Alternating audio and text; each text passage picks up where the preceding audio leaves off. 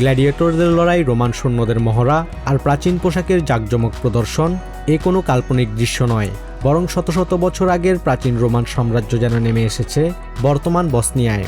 দেশটির মোক্রোগ্রামে অনুষ্ঠিত হয়ে গেল বর্নার্ডো রোমান ডেজ উৎসব।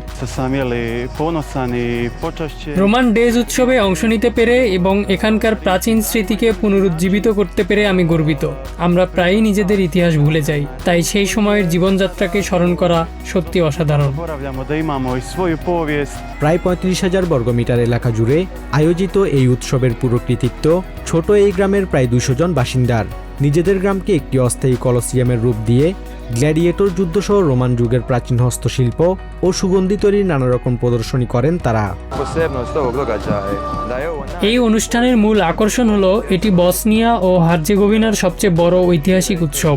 সবচেয়ে বিস্ময়কর বিষয় হলো পুরো ৩৫,০০০ বর্গমিটার এলাকা জুড়ে ৭২টি জোন তৈরি করে সবকিছুর আয়োজন করেছে মাত্র একটি গ্রামের মানুষ।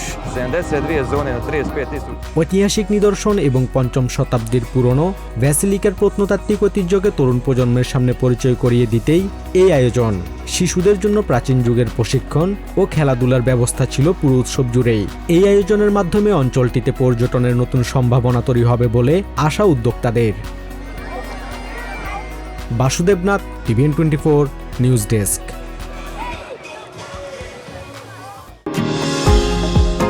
নিউ ইয়র্ক থেকে সম্প্রচারিত TVN24 টেলিভিশন বিশ্বজুড়ে বাঙালির কণ্ঠস্বর।